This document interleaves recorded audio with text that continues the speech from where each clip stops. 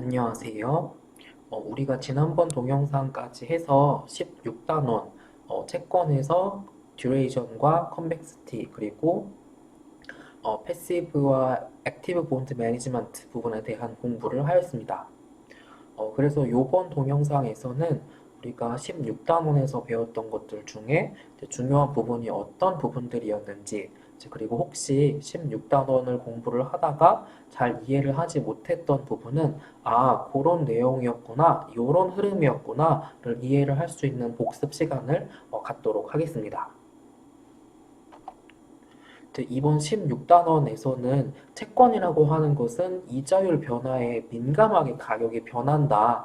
그렇다 보니까 그게 도대체 얼마나 변하는 건지, 얼마나 민감하게 변하는 건지를 보여주는 지표인 듀레이션 그리고 컨벡시티라는 것에 대해서 중점적으로 공부를 했습니다.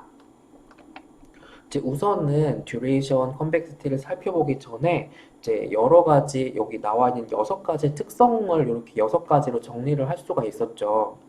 첫 번째, 채권의 가격은 이자율, 시장 이자율과 역의 관계에 있다라고 하는 것은 이제 우리가 이미 잘 알고 있는 내용이죠. 이제 시장 이자율이 떨어지게 되면 조금 덜 스무스하게 할인하게 되니까 채권 가격이 오르게 되고, 이 시장 이자율이 오르게 되면 빡세게 할인하게 되니까 채권 가격이 떨어지게 된다라고 하는 요 인버스 관계에 있다라고 하는 것입니다.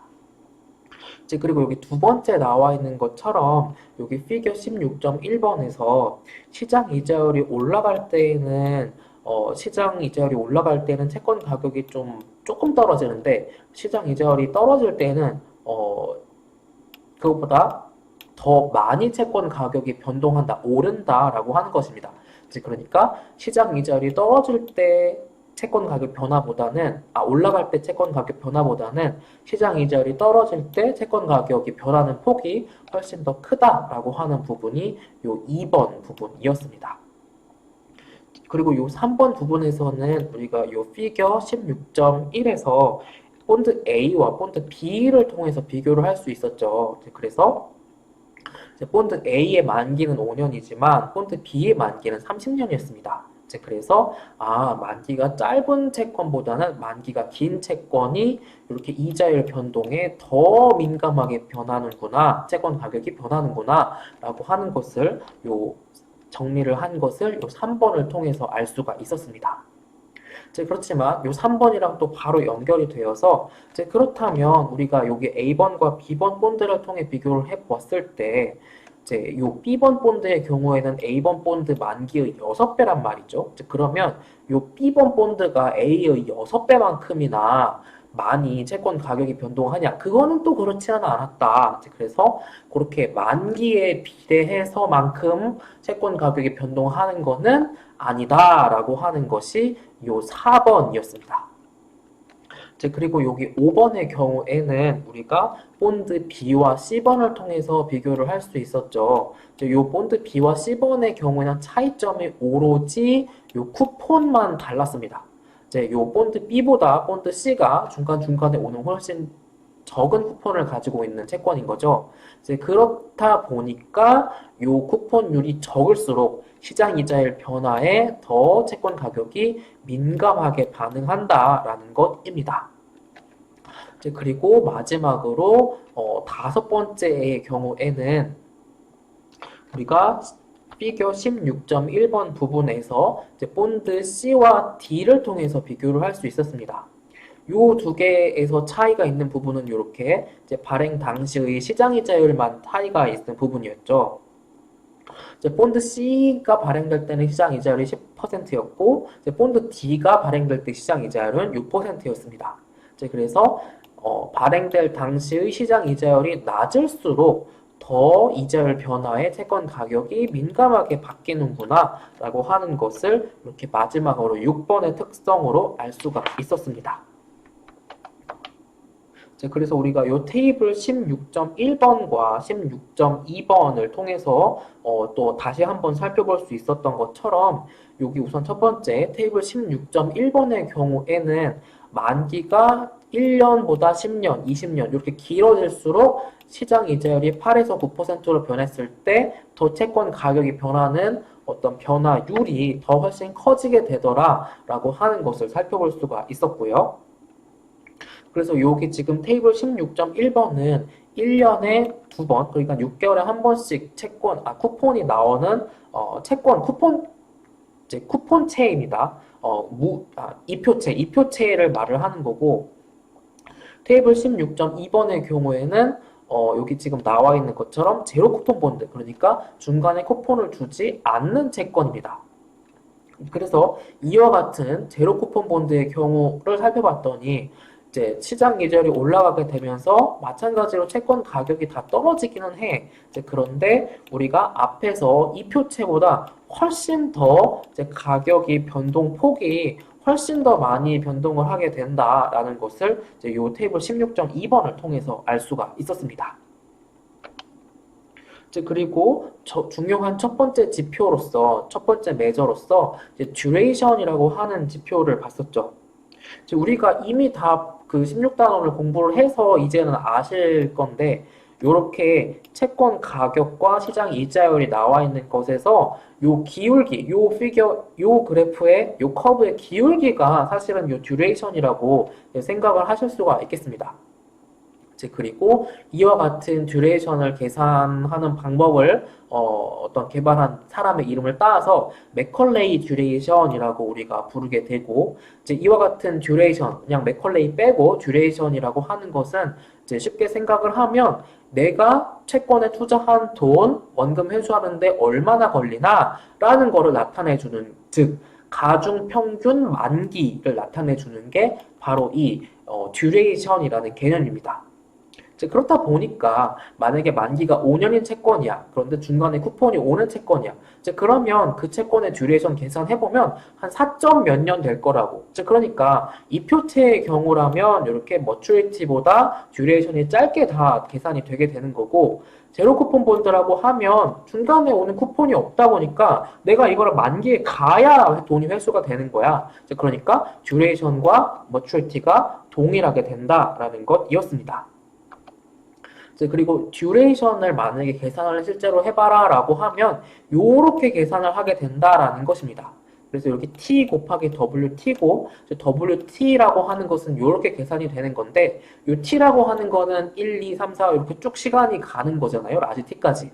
그래서 결국 여기서 알 수 있는 것처럼 첫 번째 쿠폰, 두 번째 쿠폰, 세 번째 쿠폰, 쭉쭉쭉쭉 마지막 쿠폰, 그리고 만기 때 받는 원금, 그것이 회수되는데 총 얼마만큼의 시간이 걸리나라는 걸 나타내 주는 게 바로 이 듀레이션이다라고 하는 것입니다. 그래서 우리가 이와 같은 듀레이션이라고 할 수 있는 거를 이렇게 가지고서 그러면 이렇게 듀레이션 곱하기 시장 이자율 변화분 해가지고 그 채권 가격이 대략적으로 얼마만큼 변하겠구나 라고 하는 것을 이렇게 어프록시메이트를 할 수 있다라고 했는데, 요거를 조금 더 간단하게 이렇게 디스타라고 하는 모디파이드 듀레이션이라는 것을 사용해서 마이너스 디스타 곱하기 델타 y라고 하면 고마만큼 채권 가격이 변하겠구나 라고, 즉 듀레이션에 비례해서 채권 가격이 더 많이 변하겠구나 라고 하는 것을 우리가 어프록시메이트를 해볼 수 있다라는 것입니다. 그리고 듀레이션과 관련한 5가지 룰을 살펴볼 수가 있었죠. 첫 번째 룰은 우리가 이미 알고 계신 것처럼 제로 쿠폰 본드의 경우에는 그 듀레이션 계산해보면 그냥 실제 머추리티가 듀레이션이랑 같게 된다라고 하는 것입니다. 중간중간에 쿠폰 오는 게 없다 보니까 듀레이션 계산해봤자 머추리티가 듀레이션이 되는 거죠. 그리고 요 룰 2번의 경우에는 만약에 만기가 동일하다면 이라고 하는 경우였죠. 그래서 여기 피겨 16.2번에서 여기 우선 쭉 이렇게 나와 있는 게 제로 쿠폰 본드의 듀레이션 선이고요. 만기에 따른 듀레이션 선입니다. 그래서 요 경우가 기울기가 1인 경우라고 할 수가 있겠고, 여기 지금 나와 있는 채권들은 지금 다 기울기가 1보다 작은 거죠. 이제 그래서 만기 길어지는 것보다 듀레이션은 더 짧게 만기보다는 당연히 더 짧게 나오겠구나 라고 하는 것을 알 수가 있겠습니다. 이제 그리고 이제 우리가 룰 2번은 이렇게 지금 3% 쿠폰을 주면서 YTM은 15%인 경우, 이제 그리고 15%의 쿠폰을 주면서 YTM은 15%인 경우, 그래서 즉 두 개 채권이 중간중간에 오는 쿠폰만 다른 경우였습니다. 그래서 이렇게 만약에 만기가 동일하다고 하면 중간중간 오는 쿠폰이 적을수록 듀레이션이 더 길어지게 된다라고 하는 것이 요 룰 2번이었습니다. 당연하죠. 중간중간에 더 적은 쿠폰이 올수록 이게 회수하는 데 시간이 많이 걸리는 거니까. 이제 그리고 3번의 경우에는 이번에는 쿠폰 레이트가 동일하다면이라고 하는 것이었습니다.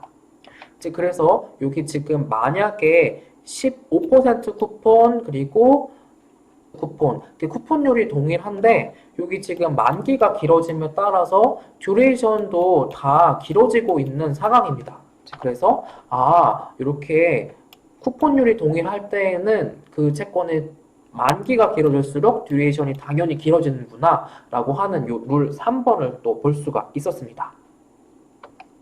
이제 그리고 요 룰 네 번째에서는 만약에 이번에는 라고 YTM, 즉 시장이자율만 다르다면 이라는 경우였죠. 이제 그래서 이제 여기 지금 요것을 통해서 비교를 해볼 수가 있는 것처럼 15%일 때보다 6%로 낮을 때 요 듀레이션이 좀 더 긴 모습을 볼 수가 있겠습니다. 이제 그래서 여기 룰 4번을 살펴볼 수가 있었고요. 이제 마지막으로 룰 5번은 perpetuity라고 하는 것의 듀레이션은 이렇게 계산을 할 수가 있다라고 하는 것이었습니다.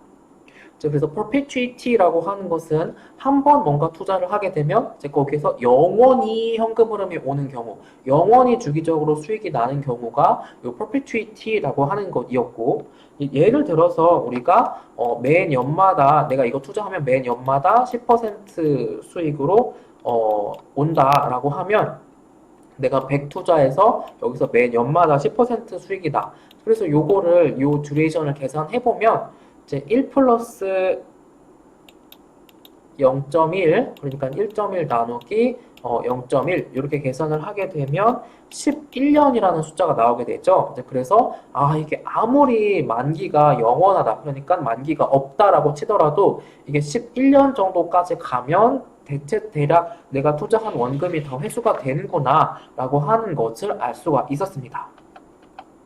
그래서 여기 테이블 16.3번에서 방금 우리가 말한 것처럼 아무리 만기가 길어진다 하더라도 쿠폰 레이트가 아무리 달라진다 하더라도 이게 어느 정도 이게 지나게 되면 듀레이션이 perpetuity의 경우에 어느 한 숫자로 수렴을 하게 된다라고 하는 것을 여기 다시 한번 테이블 16.3번을 통해서 볼 수가 있었고요.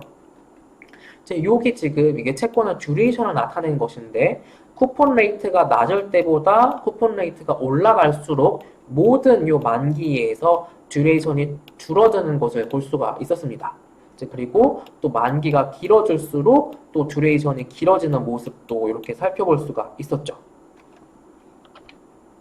그래서 우리가 여기 지금 앞에서 지금 본 듀레이션을 가지고 시장 이자율 1% 변할 때 만약에 듀레이션이 1인 채권이야. 그러면 가격이 한 1% 정도 변하겠구나 라고 하는 것을 어프록시메이트를 할 수가 있습니다.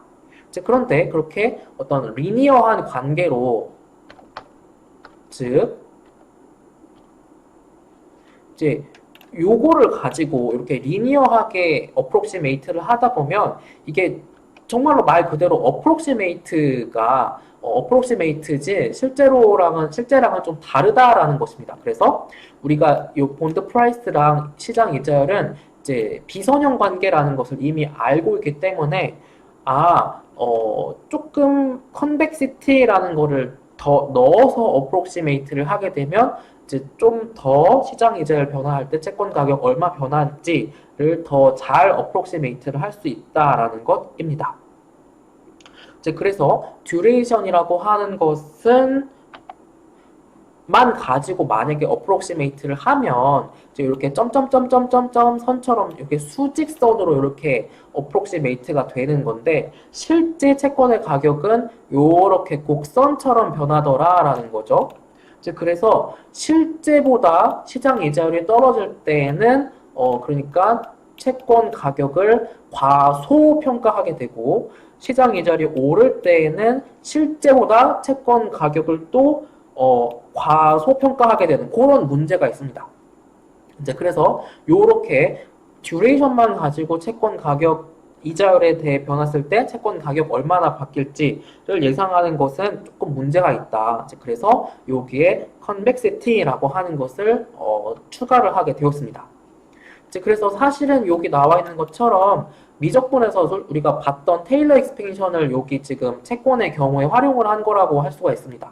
이제 그래서 요 앞에서는 여기까지만 가지고, 즉 요것만 가지고 지금 시장 이자율 변화에 따른 채권 변화를 가격 변화를 예측을 하던 것을 이제 한 텀을 더 넣어서 요거까지 더 넣어서 이제 요거를 가지고 요 두 개를 합쳐서 채권 가격이 얼마나 변할까를 예상을 하는 것이라고 할 수가 있겠습니다. 그래서 정말 간단하게 말을 하면 듀레이션이라고 하는 것은 이 채권 가격과 일드에서의 기울기를 듀레이션이라고 할 수가 있겠고 이 기울기의 변화량을 컨벡시티라고 할 수가 있겠습니다. 이제 그리고 이 컨벡시티라고 하는 것은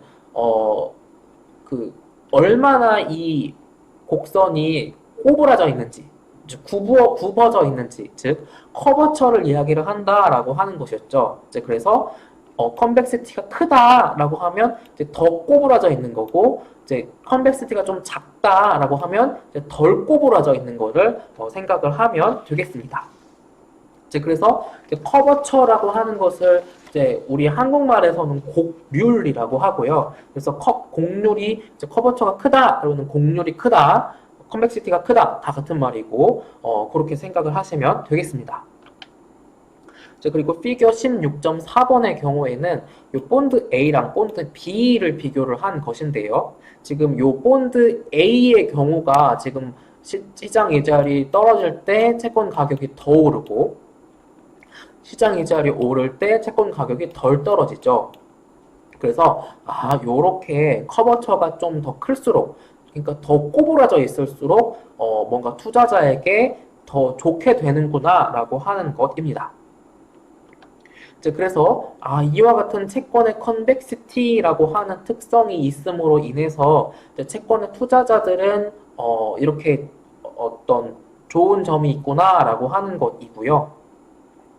대신에 채권의 투자자들은 이와 같은 어떤 컨벡시티라는 것을 공짜로 그러면은 누릴 수가 있느냐? 그거는 아니다라고 했죠. 그래서 만약에 더 커버처가 이제 더 큰 채권이 있다라고 하면 그렇지 않은 채권보다 살 때에 더 비싸게 주고 사야 된다던가 하는 당연히 대가를 치러야 된다라는 것입니다. 그리고 우리가 넘어가서 콜러블 본드의 경우 이러한 채권의 듀레이션과 컨벡시티는 어떻게 되나요? 라는 것을 살펴봤었는데요. 우선 이 콜러블 본드의 경우에는 채권을 발행한 사람, 즉 그 채권을 통해서 돈을 빌린 사람이 중간에 조기 상환할 수 있는 채권이 이 콜러블 본드다라고 했죠. 그래서 우선은 이 콜러블 본드의 정의를 다시 한번 살펴보는 것이 중요하고요. 이와 같은 콜러블 본드의 경우에는 이게 지금 시장 이자율이 상대적으로 높을 때에는 어차피 채권 채무자가 조기 상환할 확률이 없다. 그러니까 똑같이 채권이랑 일반 채권이랑 똑같이 파지티브 컨벡시티가 있는 투자자에게 좋은 어떤 특성이 있는 채권이다. 그러나 시장 이자율이 이렇게 떨어지게 되면 이 경우에는 콜러블 본드가 조기 상환한 확률이 상당히 올라가게 되고 이제 그러면 이 가격이 더 안 오르게 되잖아요. 이제 그러면서 이제 요거를 따져보면 요 부분을 따져보면 네거티브 컨벡시티 그래서 오히려 투자자에게 불리하게 된다라고 하는 것입니다. 그래서 이와 같은 콜러블 본드의 경우에는 지금 이런 어떤 네거티브 컨벡시티가 있기 때문에 오히려 시장 이자율이 떨어지게 되면 상환당할 위험에 내가 처하게 되는 거고 이제 오히려 상대적으로 낮은 이자율에서 조금 그래도 시장 이자율이 오르게 되면 오히려 채권 가격이 더 떨어지게 되고, 이런 어떤 투자자에게 불리한 측면이 있는 채권이었습니다. 그래서 이와 같은 콜러블 본드는 만약에 투자자에게 판다고 하면 그렇지 않은 채권보다 더 싸게 당연히 이제 채무자가 팔 수밖에 없는 거고요. 이와 같은 콜러블 본드의 경우에는 이게 시장 이자율이 떨어졌을 때 채무자가 조기 상환을 할 거란 말이죠. 그런데 이게 시장 이자율이 오를지 내릴지 이게 어떻게 알아? 그렇기 때문에 일반적으로 듀레이션을 계산하는 방법을 가지고 콜러블 본드의 듀레이션을 계산했다가는 정확하지 않은 계산이 되게 된다. 그래서 이 경우에는 이렇게 이펙티브 듀레이션이라고 하는 것을 통해서 콜러블 본드의 듀레이션을 계산을 할 수가 있게 된다. 이 이펙티브 듀레이션의 경우에는 이 분모가 델타 R이라는 특징이 좀 다른 점이고, 이것에 대해서는 교과서에 있는 이그젬플 16.3번을 한번 눈으로 따라가면서 그냥 보시면 이펙티브 듀레이션이라는 게 이러한 거를 의미하는구나 라고 하는 것을 알 수가 있다라는 것입니다. 이와 같은 콜러블 본드와 유사한 모습을 가지고 있는 것이 바로 이 MBS라고 하는 것입니다. 주택담보대출로 돈을 빌려간 사람도 당연히 시장 이자율이 내가 돈 빌려갔을 때보다 떨어졌을 때, 그 돈 다시 빌려가지고 이전에 빌린 거 갚는 게 훨씬 더 이익이 됩니다. 그래서 이 MBS의 경우 콜러블 본드와 상당히 유사한 측면을 갖게 된다라고 하는 것입니다. 그런데 이 MBS의 경우 다른 점이 하나가 있는데, 앞에 콜러블 본드의 경우에는 그 상환 가격이라고 하는 그거에 딱 리미트가 걸려서 더 이상 채권 가격이 아무리 시장 이자율 떨어지더라도 채권 가격이 오르지가 않았는데, 이 MBS의 경우에는 여러 가지 특성으로 인해서 여러 어떤 있을 수 있는 이유들로 인해서 그러니까 프린시펄 밸런스보다 약간 더 높게 채권 가격이 올라간다, MBS 가격이 올라간다라고 하는 것이었습니다. 그러한 이유들은 몇 가지 교과서에서 설명을 해줬었는데, 우선 첫 번째는 중도 상환 수수료 같은 게 있기 때문에 이게 이런 거 저런 거를 따져보게 되면 오히려 그냥 중도 상환 안 하고, 아무리 시장 이자율이 지금 낮아졌다 하더라도 중도 상환 안 하고 그냥 오히려 끝까지 가는 게 나을 수 있겠네.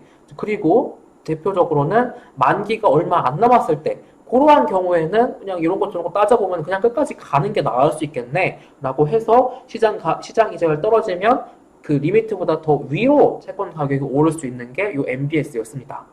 그리고 세 번째 설명을 했던 거는 정말로 투자자가 이런 거 저런 거 또 계산해가지고 또 뭔가 변화를 하려면 또 귀찮잖아요. 그러니까 이제 정말 어떤 그런 것 때문에도 이렇게 MBS 가격은 콜러블 본드랑 조금 다르게 더 위로 올라간다라고 하는 것이었습니다. 당연히 콜러블 본드에서 시장 이자를 상대적으로 낮을 때 네거티브 컨벡스 모습을 가진 것처럼 이 MBS도 네거티브 컨벡서티를 가지게 되는 거고요. CMO에 대해서 한 번 더 살펴봤었는데, 이 CMO라고 하는 것은 이제 요 트렌치를 나눈 것을 요 CMO라고 하죠. 그래서 이 위에 있는 트렌치부터 돈이 이렇게 쭉쭉쭉쭉 받게 된다라고 하는 것입니다. 그런데 그러면 요 위에 있는 트렌치가 좀 안전한 트렌치고 요 밑에 있는 트렌치는 좀 위험한 트렌치인 거죠. 그러면 금융에서 말을 하는 절대 법칙인 하이 리스크 하이 리턴, 로우 리스크 로우 리턴에 따라서 여기 투자한 투자자보다는 여기 투자한 투자자가 좀 더 많은 이익을 얻게 될 것입니다. 그래서 이렇게 트렌치마다 이제 나가게 되는 수익률이 당연히 또 달라지게 되겠구나라고 하는 것이 추가적으로 있었습니다. 그리고 16.3번에서는 우리가 채권을 투자를 할 때에 소극적으로 채권을 투자를 하는 방법 두 가지에 대해서 살펴봤습니다. 첫 번째는 인덱싱 스트래티지, 두 번째는 이뮤니제이션 테크닉이라고 하는 것이었습니다. 이 채권에서 소극적으로 투자를 한다고 하는 것은 주식으로 생각을 쉽게 하면 쉽게 이해를 할 수 있다라고 했었죠. 주가 지수를 추종하는 어떤 펀드나 ETF에 그냥 그거에 딱 투자를 하는 것처럼 채권에도 채권 지수라는 게 있어서 이제 그 지수를 추종하게 내가 채권 시장에서 채권을 그렇게 똑같이 담을 수 있습니다. 이제 그렇게 투자를 하는 방법이 이제 이렇게 있다. 첫 번째 방법이 있다라고 하는 거고요.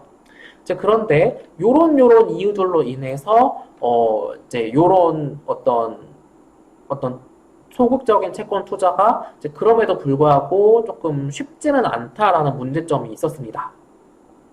그리고 이와 같은 본드 인덱스 펀드와 같은 어떤 소극적인 투자 전략을 쓰기 위해서 쓸 수 있는 방법이 사용할 수 있는 방법이 요 셀룰러 어프로치 혹은 스트레티피케이션 접근법이었습니다. 그래서 채권의 유형과 채권의 만기에 따라서 실제 채권 시장에서 어떠한 구성 비율로 구성이 되어 있는가를 살펴보고 이제 그대로 그거의 대표적인 채권을 내가 담는 거죠. 그 비율 그대로 이렇게 할 수 있는 방법이 있었습니다. 사실 조금 이해가 조금 까다로웠고 좀 더 소극적인 투자 방법 중에 중요한 부분은 사실 요 이뮤니제이션 방법이었습니다.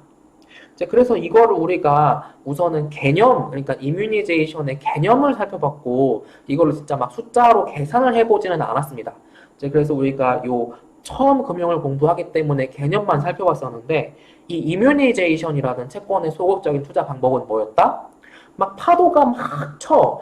그러면 그거에 가만히 그냥 나를 맡기면 파도가 올라가면 나도 막 올라가고 파도가 떨어지면 나도 막 떨어지는 이 막 엄청난 볼러틸리티를 겪게 되는 거죠.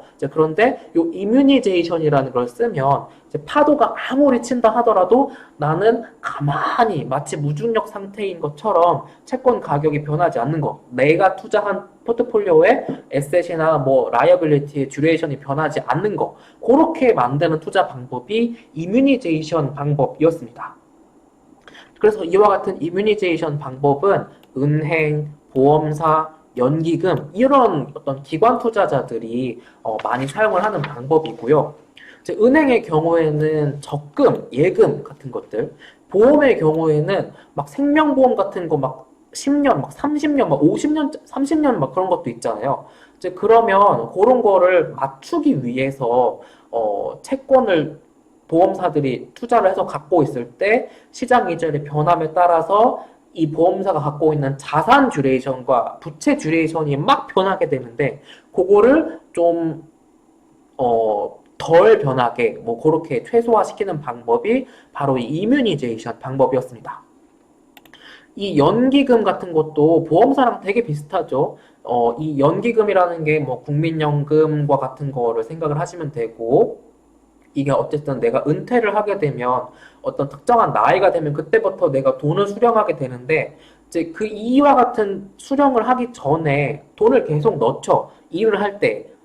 그 정년 퇴직하기 전에 이제 그러면 그와 같은 돈을 모아서 연기금은 그냥 가만히 갖고 있느냐 그렇지 않죠. 주식에도 투자하고 채권에도 투자하는데 그때 투자를 할 때 연기금의 에셋과 부채 듀레이션이 이자율 변화에 좀 이렇게 그 같이 변한다던가 아니면 아예 영향을 안 받을 수 있도록 그렇게 맞추는 방법이 요 이뮤니제이션 방법이었습니다.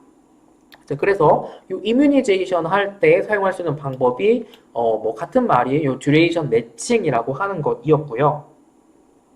이와 같은 듀레이션 매칭을 하기 위해서 채권을 뭐 샀던 거를 팔기도 하고 또 새로운 걸 사기도 하고 하는 리밸런싱을 해야 된다라고 했습니다. 그런데 채권의 경우에는 이 리밸런싱이 쉽지는 않다라고 했죠. 가만히 있어도 채권 만기가 계속 줄어들어. 그러면서 가만히 있어도 내 자산과 부채의 듀레이션이 계속 변해. 시간이 그냥 가면서 가만히 어떤 이자율이 안 변해도. 그런 게 있고, 또 우리가 방금 또 얘기했던 것처럼 시장 이자율 변할 때 자산 듀레이션, 부채 듀레이션 변하는 게 이게 달라. 그렇기 때문에 그거 맞춰서 리밸런싱 하기가 쉽지가 않다라고 하는 것이었습니다. 그리고 여기 테이블 16.4번을 통해서 시장 이자율이 8%일 경우 대비 시장 이자율이 떨어져서 7%일 경우와 시장 이자율이 올라서 9%일 경우 최종적으로 받게 되는 금액이 요렇게 변하게 됩니다. 라고 하는 것을 살펴봤죠. 시장 이자율이 떨어지게 될 때와 시장 이자율이 오르게 될 때에 채권 투자자가 입게 되는 리스크는 두 가지가 있습니다. 첫 번째, 프라이스 리스크, 시장 이자율이 변함에 따라서 채권 가격이 오르고 내리고 하는 이 리스크. 그리고 두 번째 리스크는 리인베스트먼트 레이트 리스크입니다. 내가 중간중간에 받게 되는 쿠폰을 재투자를 한다라고 했죠. 가만히 그걸 현금으로 들고 있는 사람이 어딨어. 그거를 재투자를 당연히 합니다. 그런데 그 재투자 될 때 시장 이자율이 변하게 되면 그 재투자에서 얻게 되는 이익이 받게 되니까 그러한 위험이 이렇게 리인베스트먼트 레이트 리스크였습니다. 그런데 이렇게 지금 시장 이자율이 7%로 떨어졌을 때에는 리인베스트먼트 리스크보다 그 채권 가격이 오르는 거로 인해서 이게 지금 금액이 올라가게 되는 모습이었고, 채권 시장 이자율이 9%로 올라갈 때에는 채권 가격이 떨어지는 것보다 리인베스트먼트가 돼서 더 커지는 게 불어나는 게 더 커지게 되면서 또 최종적으로 받게 되는 금액이 요 8%일 때보다 또 늘어나게 되는 모습이었습니다. 그래서 바로 그거를 표현한 게 요 16.9번 피겨예요. 그래서 요 파란 선 진한 게 8%일 때라고 생각을 하고 요 점점점이 뭐 9%일 때라고 생각을 하면 이게 요 지금 시장 이자율이 여기에서는 지금 밑에 있지만 어느 요 듀레이션 순간을 넘기면서부터는 오히려 시장 이자율이 8%일 때보다 이게 더 빠른 속도로 올라가게 되죠. 그래서 요렇게 채권을 투자할 때에는 프라이스 리스크도 있지만 리인베스트먼트 리스크라는 것도 있기 때문에 그 두 개를 고려를 잘 해야 된다라고 하는 것입니다. 그리고 여기 테이블 16.5번에 있는 것처럼 아무리 이뮤니제이션 듀레이션 매칭 같은 걸 한다 하더라도 요게 지금 요거 다르죠. 에셋과 라이어빌리티. 그리고 요것도 다릅니다. 둘 개 다 여기가 더 크고 여기가 더 큰데, 그러니까 이뮤니제이션을 아무리 잘한다 하더라도 이게 완벽하게 매칭을 하기는 굉장히 쉽지가 않을 것이다 라고 하는 것이었고요. 여기 마지막으로 피겨 16.10번에서는 이게 점점점보다 요 파란 선이 좀 더 굽어져 있는 모습, 즉 더 커버처가 더 큰 모습이었습니다. 그래서 요와 같은 10번 피겨를 통해서는 이렇게 채권에서 중간중간에 오는 쿠폰이 있기 때문에 그 시장 이자율이 변하게 되면 그렇게 중간중간에 오는 쿠폰이 재투자되는 수익률이 변하는 거가 있기 때문에 요 점점점보다 더 나중에 보면 더 그 채권 금액이 커지기도 하는구나 라고 하는 것이었습니다. 그리고 추가적으로 캐시플로우 매칭이라고 하는 것, 그리고 이것을 멀티피리어드로 사용을 하는 데디케이션 스트래티지라고 하는 것을 살펴봤었고요. 그런데 이와 같은 캐시플로우 매칭이든 이거를 멀티피리어드로 한 데디케이션 스트래티지든 쉽지는 않다라는 말이 계속적으로 나오고 있습니다. 그래서 완벽한 매칭이 불가능한 경우도 있다라는 거죠. 그래서 부채가 만약에 만기가 3.5년이 남아있어. 그런데 시장에 이렇게 봤더니 그거랑 딱 맞는 만기가 3.5년 정도 되는 채권이 없을 수도 있잖아. 그런 경우가 있을 수도 있기 때문에 이렇게 정확하게 맞추는 거는 실상 쉽지가 않다라는 것입니다. 그리고 16.4번 부분에서 채권을 통해서 투자를 하는 액티브한 투자 방법들은 어떤 게 있나라는 것을 살펴봤었는데 이렇게 5가지 방법이 있다라는 것을 우선 첫 번째로 봤습니다. 여기 1번에 나와 있는 substitution swap이라고 하는 것은 내가 가지고 있는 채권을 그냥 다른 거로 바꾸는 겁니다. 그렇게 생각을 할 수가 있겠고, intermarket spread swap이라고 하는 것은 두 시장을 왔다 갔다 하는 방법입니다. 두 채권 시장을. 그래서 대표적으로 국채보다 채권에 투자하는 게 더 이득이 될 것 같아. 그러면 국채 팔고 회사채 사야죠. 그렇게 두 채권 시장, 복수의 채권 시장을 이용하는 파는 방법이 이렇게 2번 방법이었고, 이 3번의 경우에는 앞으로 금리가 어떻게 될 것 같나라는 거에 예상을 해서 이제 그거의 예상에 따라서 뭐 단기채를 더 산다던가 아니면 판다던가 장기채를 또 대신 산다던가 아니면 판다던가 하는 방식으로 이제 적극적으로 투자를 하는 방법이 이 3번 방법이었습니다. 이제 그리고 이 4번 방법의 경우에는 아무래도 단기채보다는 장기채 그리고 완전 투자 등급 채권보다는 조금 위험할 수도 있겠지만 투기 등급 채권 뭐 그런 거에 투자를 하면서 조금 더 높은 수익률을 보려고 하는 방법도 있겠고요. 이제 마지막으로는 5번에서 이제 이 채권에 투자를 했을 때 만약에 어떤 지자체 채권, 그러니까 뮤니시플 본드 같은 거 투자하게 되면 면세되는 부분이 있단 말이죠. 이제 그런 거에 오히려 더 수익이 좀 그게 낮더라도 이제 그 면세로 인해서 내가 보는 혜택이 더 크다면 그렇게 세금 혜택 보는 투자 방법을 고려할 수도 있다라는 것이었습니다. 이제 그리고 마지막으로 호라이즌 애널리시스라고 하는 것, 이제 우리가 앞에 부분 공부하다가 잠깐 나왔던 것이 요 한 번 더 이렇게 나왔었는데 요 호라이즌 애널리시스라고 하는 것도 별거 아니었죠. 그래서 내가 투자를 하려고 하는 투자 기간을 정하고 이제 그래서 그 투자 기간이 끝날 때쯤 얼마만큼의 시장 이자율이 될까? 그래서 내가 이거를 끝까지 가지고 있으면 아니면 내가 중간에 팔면 얼마만큼의 이득이 날까? 뭐 그러한 투자 기간에 따라서 뭐 여러 가지를 예상을 해보고 투자 방법을 짜는 방법이 요 호라이즌 애널리시스였습니다. 네, 그래서 우리가 요번 동영상에서는 이렇게 16단원에 대한 복습을 이렇게 마치도록 하겠습니다.